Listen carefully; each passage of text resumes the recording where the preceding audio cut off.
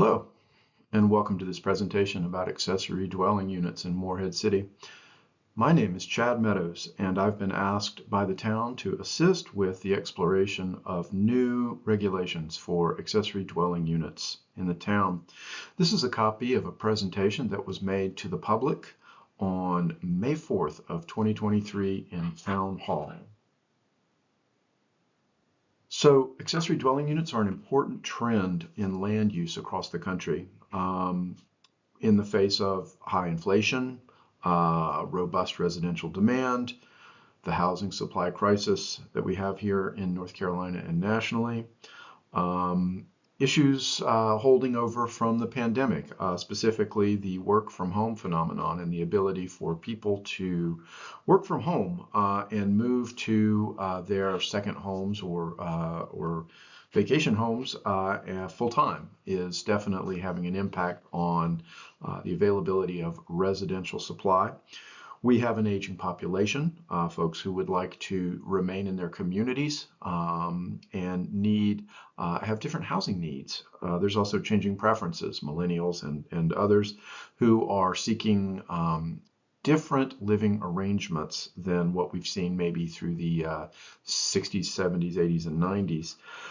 Also, we've got an active General Assembly who has been preparing a variety of new legislation for many topics related to housing, not least of which is accessory dwelling units. So tonight we are going to talk a little bit more about the accessory dwelling units themselves, some potential standards that the town might be considering, and this presentation will overview for you the work that has been done to this point. So first, we'll have an introduction. I'll give you a little bit of detail about CodeWright. We'll talk about what accessory dwelling units are and some benefits and concerns associated with these kinds of land uses. We'll talk a little bit more about this project's history, the town's current standards for in-law regulations, and pending legislation at the General Assembly related to accessory dwelling units. In the third part of the presentation, I will go over some of the proposed accessory dwelling unit standards that are under consideration now. Now, nothing's been proposed. We're not in a text amendment at this point, just an exploration stage, which was the purpose for the public meeting back on the 4th of May and is the reason for this presentation. Finally, I'll talk about next steps, other aspects that residents in town might want to consider with respect to accessory dwelling units and where we go from here. So as I mentioned before, my name is Chad Meadows, and I am an urban planner. I am principal of CodeWright Planners. It's a small consultancy in Durham, North Carolina. We work solely for local governments, preparing development codes and comprehensive plans. CodeWright was founded in 2014, though I have been a public or private sector land use planner since about 1992, so for about the last 30 years. I also work as the legislative chair for the North Carolina Planners Trade Group, the North Carolina chapter of the American Planning Association, and I serve as the Board of Adjustment chair in the community where I live in Durham. As I mentioned, I'm helping Morehead City explore some new regulations for accessory dwelling units based on my experience drafting these kinds of standards for similar resort communities. So, what is an accessory dwelling unit? This graphic is from the AARP, and it gives a quick sort of overview of what exactly accessory dwelling units are. You see 6 different kinds of configurations here. The principal structure, the main residence, if you will, is shown in blue, and the accessory dwelling unit is shown in an orange color. And what the graphic shows is that there's a variety of different ways that accessory dwelling units might be accommodated on a lot with an existing home. It could be detached from the home or attached. It could be inside. It could be in the basement, or it could be above a garage. So a variety of different ways to accommodate accessory dwelling units. What are these things? Well, they're independent, self-contained residential dwellings. They provide spaces for cooking, sanitation, and sleeping for the residents who live there. They're typically located on a lot that already contains an existing single-family detached dwelling. The accessory dwelling unit itself is subordinate in size, function, and impact to the principal structure. And again, accessory dwelling units can be detached, attached, or within the principal structure. So what are some of the benefits of having accessory dwelling units? Morehead City does not currently permit accessory dwelling units.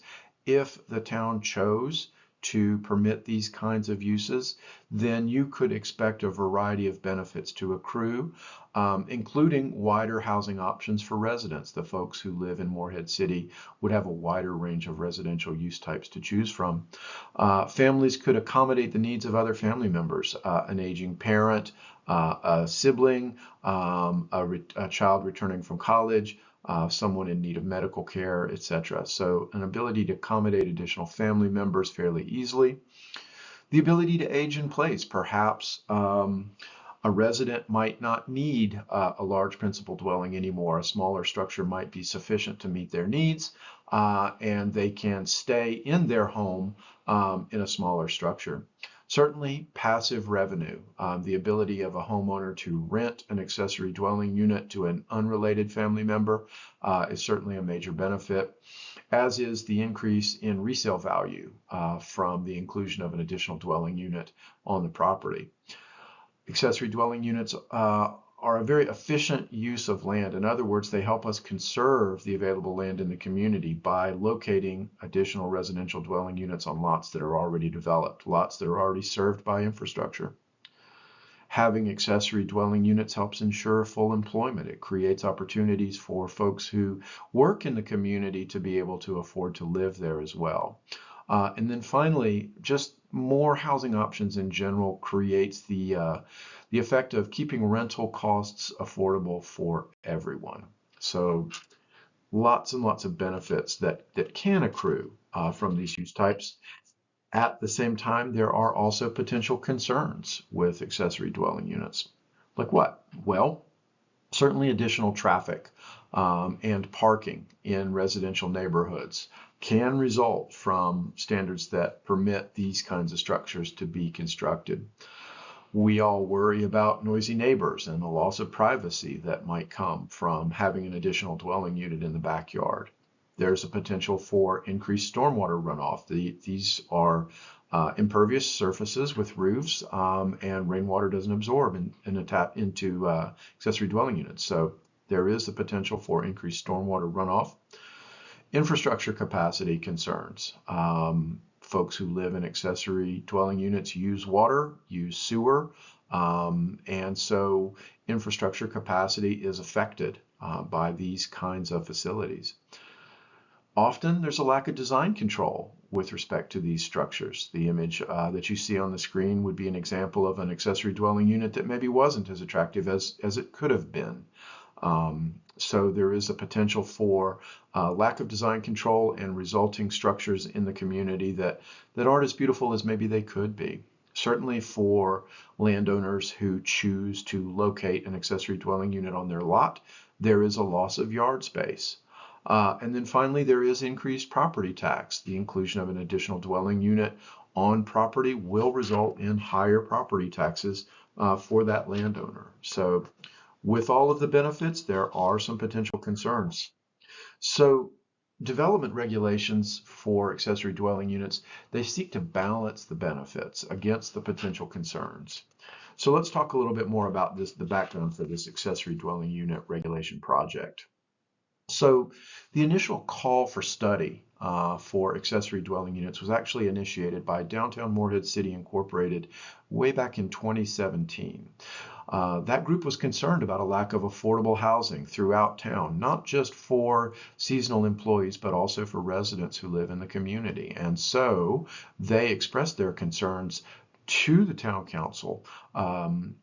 Essentially, the next step was that research was conducted and a text amendment was prepared by a special town planning subcommittee back in 2017. There was a joint work session with the planning board and Downtown Morehead City to review the text amendments in February of 2018. And the text amendment consideration went on to the Planning Board, as is customary for text amendments, also in February of 2018. Now, when this was before the Planning Board, there were concerns expressed during that meeting about density, lot coverage, parking impacts, stormwater, emergency access associated with accessory dwelling units. And those concerns caused ADUs, accessory dwelling units, to be removed from the text amendment.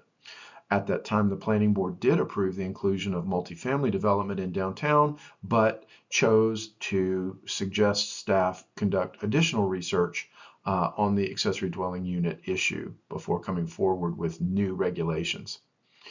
Fast forward to June of 2021, the Town Council did adopt a set of standards for in-law quarters. I'll talk more about those in a moment. At that time, City Council directed staff to further explore accessory dwelling units.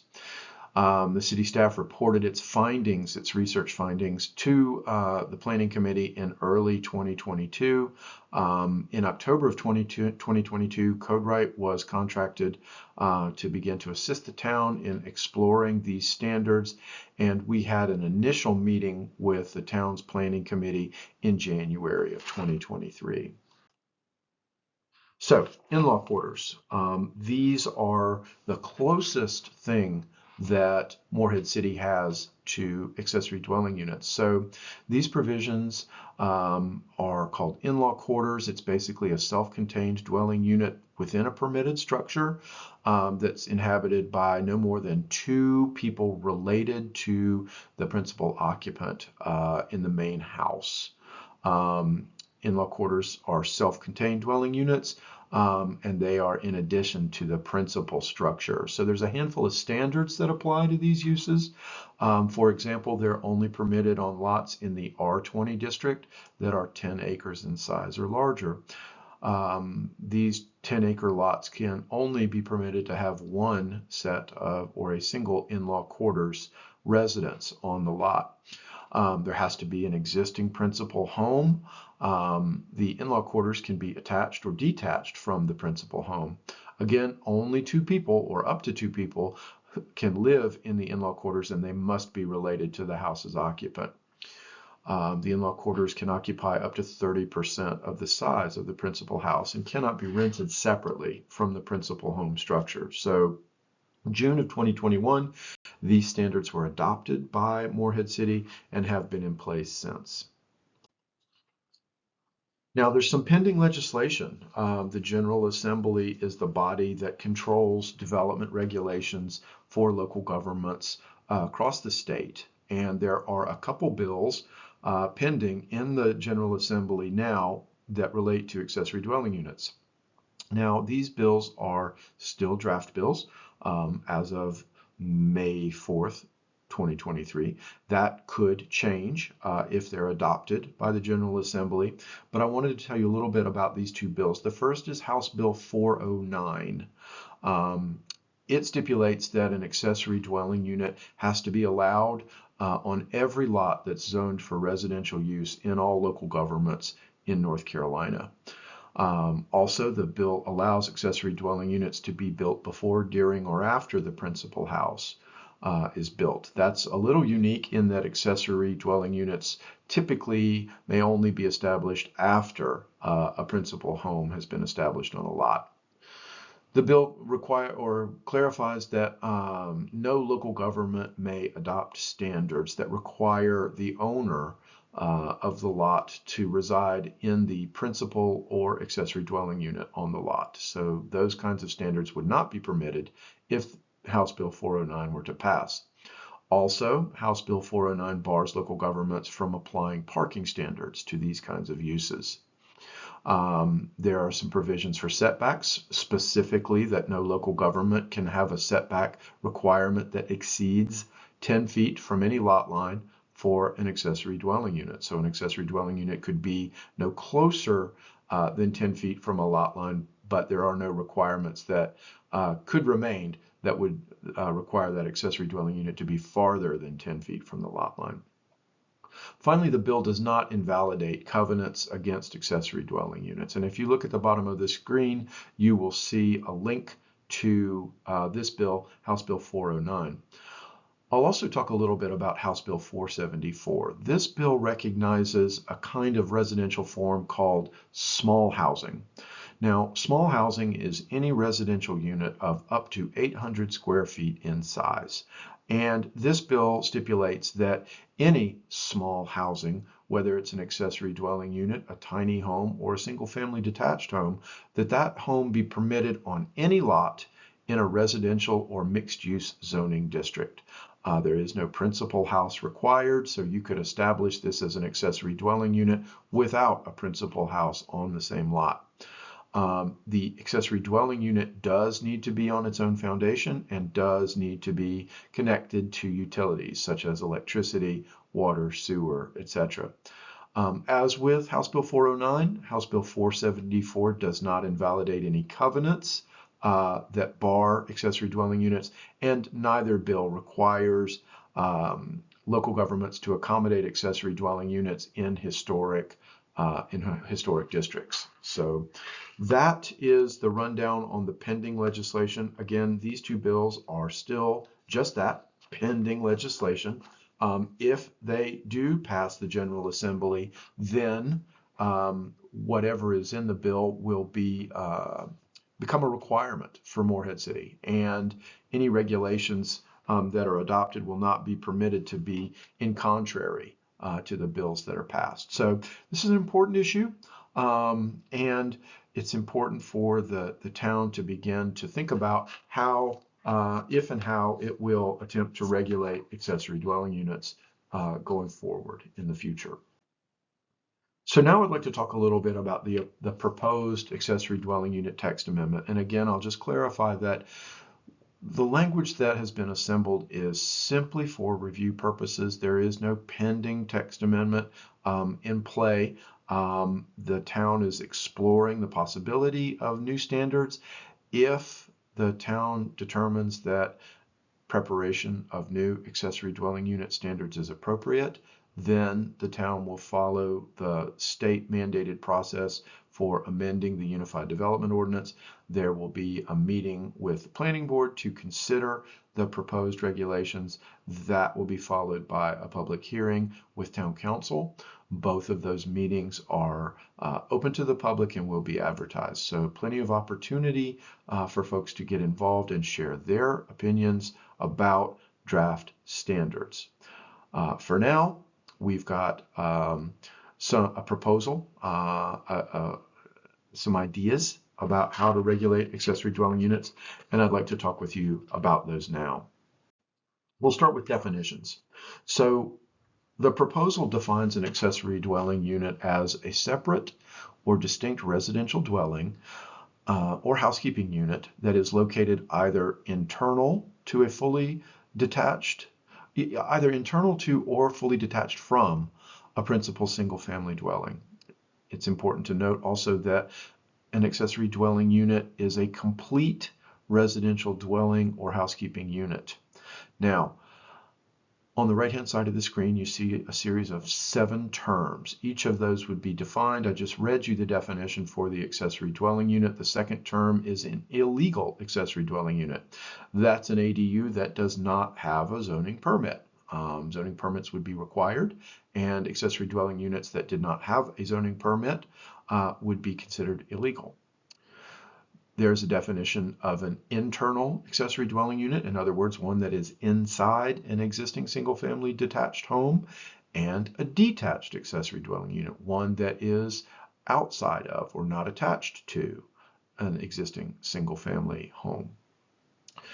Number 5 is an important definition: complete residential dwelling or housekeeping unit. All accessory dwelling units must be a complete residential dwelling or housekeeping unit. That's a structure that's primarily devoted to residential occupancy, that complies with all of the applicable requirements for a dwelling for human habitation in the North Carolina Building Code. And it's a structure that contains its own kitchen, its own bathroom facilities for sanitation and washing, and its own sleeping areas. This proposal includes a definition for conditioned space. That's habitable floor space that is climate controlled and intended for human occupancy, located within either a principal or accessory structure. Finally, there is a definition of a short-term rental, which is a complete residential dwelling or housekeeping unit available for rent to members of the general public who may agree to occupy the residential dwelling or housekeeping unit for an agreed upon period of time of less than 30 days for a fee. Now, this proposal has nothing to do with short-term rentals, and I will clarify for you that as proposed now, accessory dwelling units don't permit short-term rentals. However, that's an issue for further community discussion. We'll talk more about that in a moment. This slide is an excerpt of the use table, the principal use table in the town's Unified Development Ordinance. And so the use table is a tool used by the town to identify the different zoning districts in the community, which are shown across the top of the table, along with the different kinds of uses that are permitted by the Unified Development Ordinance. Those are shown down the side. So this table includes accessory building / use, the accessory dwelling unit detached, the accessory dwelling unit internal, and dwelling single family detached. So those are the uses that are contemplated here in this text amendment change. Across the top, you see R5, R5S, R7, R10, etc. Those are the zoning districts that are available in Morehead City. Now, inside the matrix, you see a series of P's and S's. Any use that has a P, that denotes that particular use is permitted by right. So for example, accessory buildings are permitted by right in R5 and R5S and R7, etc. across the table. Likewise, dwelling single family detached, that's a basic single family home. And you see the districts where it's permitted, primarily the residential districts, as well as the office and professional, the planned development, and a couple of the downtown districts, CD and DB. There you see some S's. S's are mean that it requires approval of a special use permit for a single family detached dwelling to locate in O and P, CD, or DB. So that is the process by which you would establish a home in the districts.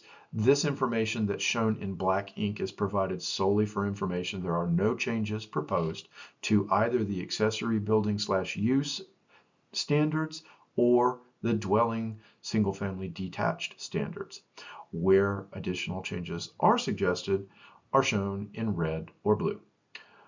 In red, we see accessory dwelling unit detached, accessory dwelling unit internal, and this table shows that this proposal would consider permitting internal accessory dwelling units in the R15, R15M, R15SM, R20, and PD zoning districts. Those internal dwelling units would be permitted with a special use permit in OMP, CD, and DB.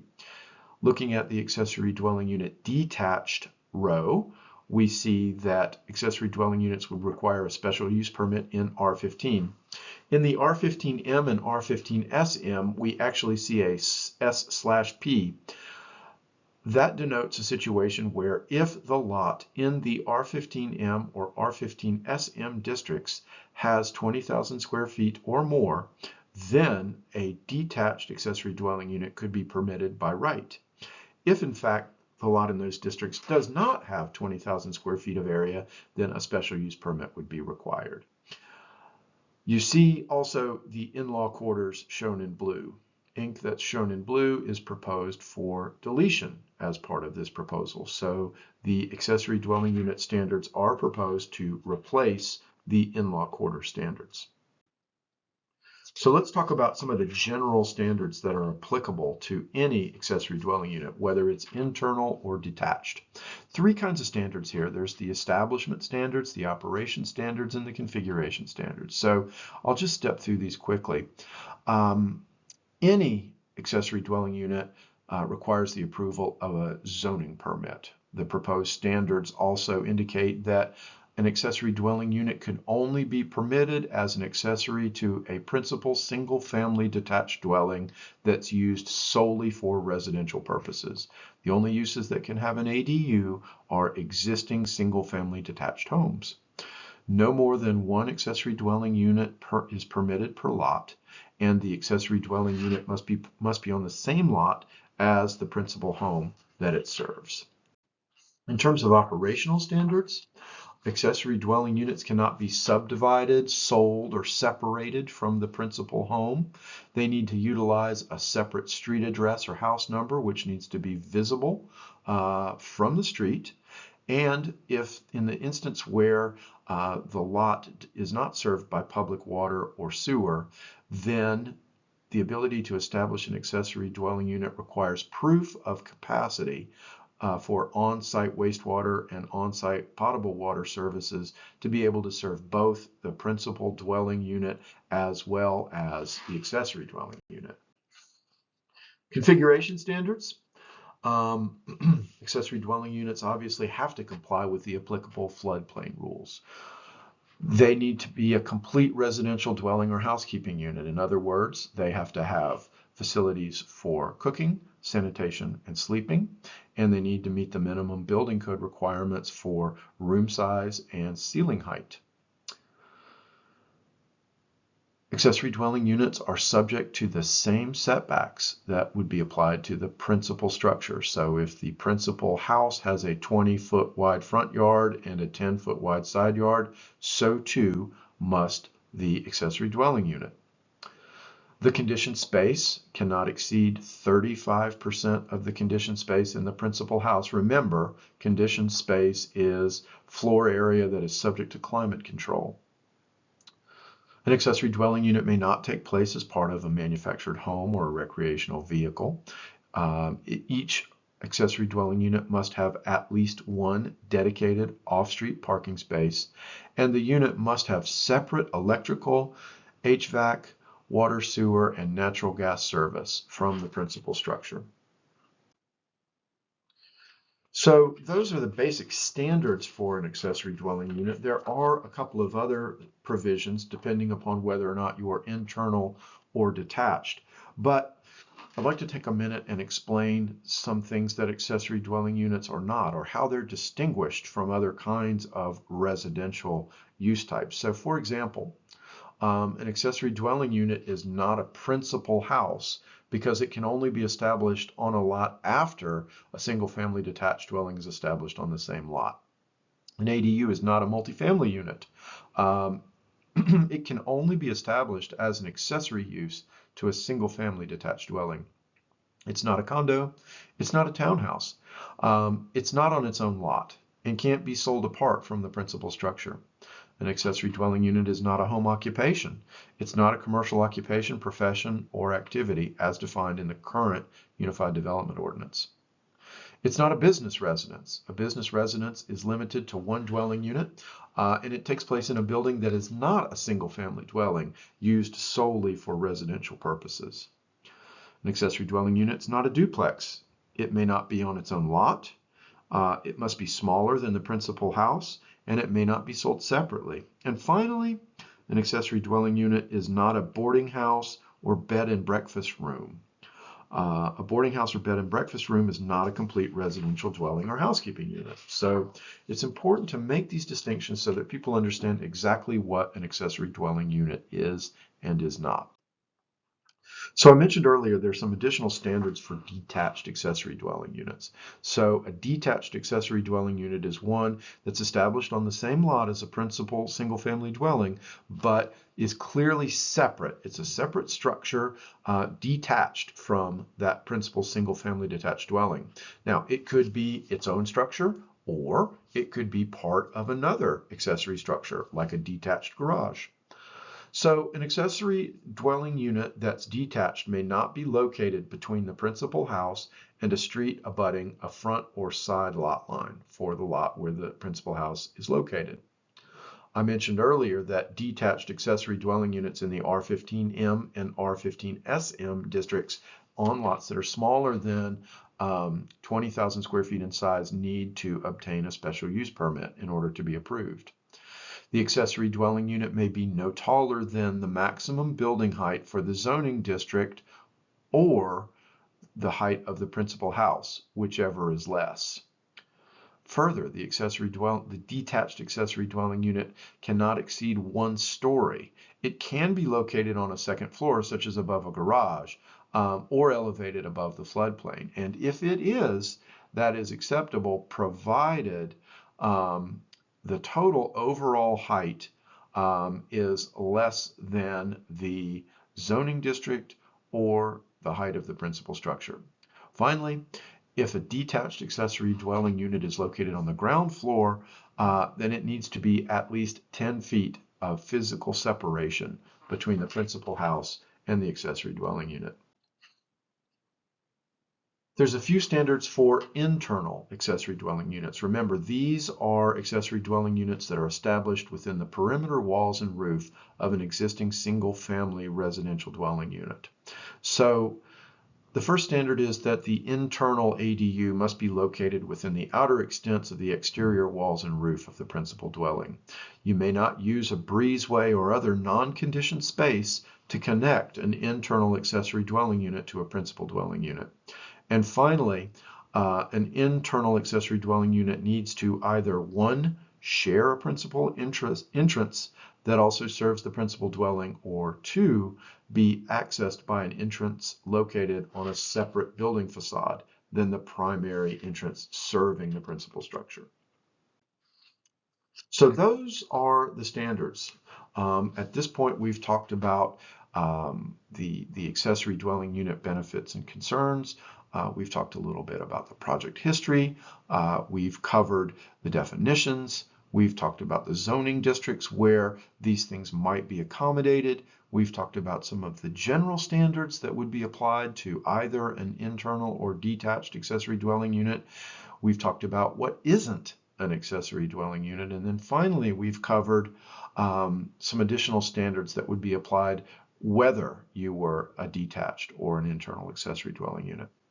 So there are a few other factors to consider as the town thinks about how these regulations might be incorporated into the UDO. So on the screen are 3 topic areas or questions for consideration that still need deliberation and discussion. The current draft proposal does not include any provisions that relate to these 3 topics, pending additional discussion with the community, with the planning committee, and perhaps the elected officials.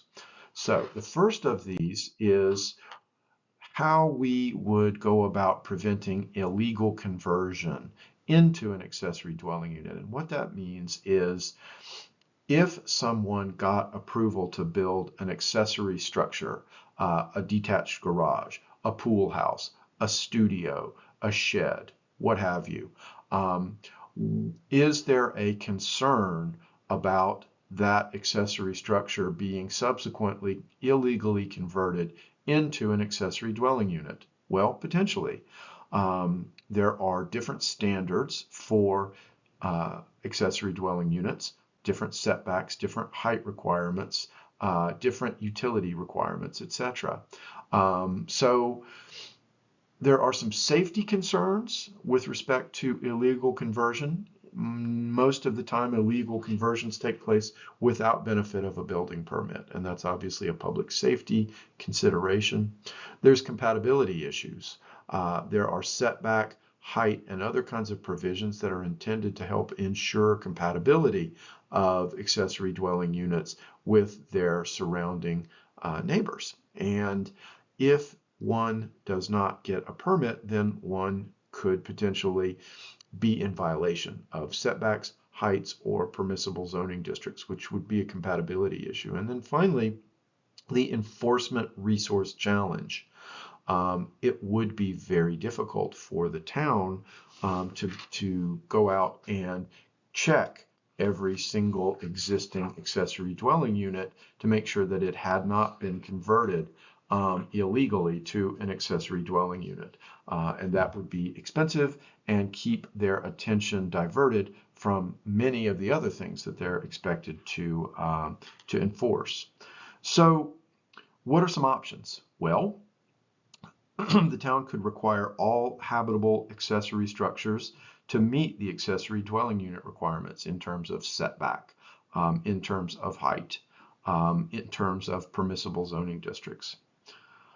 Another option is require an annual permit renewal for habitable, in other words, accessory structures that could be entered into, that had a door and that people could go into, to require an annual permit renewal for these structures if they're not compliant with the accessory dwelling unit standards. Another possibility is to significantly increase the civil penalties for violations if someone were to illegally convert an accessory structure into an accessory dwelling unit. Raising the civil penalties associated with that illegal conversion might help prevent that owner from making that choice. Finally, another choice is to simply not worry about it. So a variety of options for further discussion in terms of illegal conversion. The next question is what to do about existing illegal accessory dwelling units. It's no secret that there are existing accessory dwelling units in Morehead City. They are illegal. There is no permit approval for an accessory dwelling unit, so it could not have been established legally. I mentioned earlier that the process contemplated by these standards requires approval of a zoning permit. Enforcement will also be a challenge here. As with illegal conversion, enforcement of this kind of standard will require staff to go out and find existing illegal accessory dwelling units, not just those that exist today, but those that might be converted or operated at some point in the future. Is there political will? Is there the political will on the part of the town to go in and address these existing illegal accessory dwelling units? Finally, there's some statutes of limitations about the town's ability to enforce its regulations against existing illegal accessory dwelling units. Depending upon how the town found out about their existence, the town has between 5 and 7 years to bring an enforcement action against an illegal accessory dwelling unit. So a variety of issues to consider. Some options for how we might address these.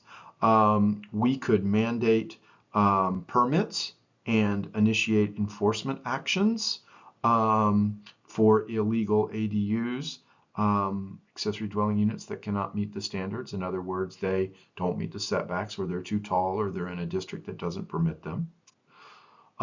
So enforcement immediately is an option. Another option is an amortization period, perhaps 3 years. And then after that 3-year period expires, the town would expect those owning existing illegal accessory dwelling units to abandon those uses and stop pursuing that activity. Another option, as opposed to immediate enforcement or a delayed 3-year enforcement, would be an amnesty program. An amnesty program would allow existing accessory dwelling units, even though they're illegal, to remain as non-conforming units, provided the landowners come into the town and attempt to secure a permit for that existing illegal accessory dwelling unit. If that's done, then they have created non-conforming status for that existing accessory dwelling unit, grandfathering it in, if you will, and allowing it to stay until it's abandoned or casualty damage takes place. Finally, we could simply just not worry about it and not pursue any sort of enforcement action against existing illegal accessory dwelling units. If you have some opinions about what the town should do, then please do go to the town's webpage and fill out a comment card with your thoughts about what the town should be doing about these issues. Finally, short-term rentals. Should accessory dwelling units permit short-term rentals? Certainly there's impacts to neighbors. Allowing accessory dwelling units to be occupied by temporary residents or guests pulls those dwelling units out of the community's housing supply, making it harder for folks who live here to find a house. certainly impacts to infrastructure, transportation, water, sewer, etc. Also some impacts to the tourist economy. If short-term rentals are not permitted as accessory dwelling units, does that have an impact on the town's lifeblood? These are important questions to be thought through.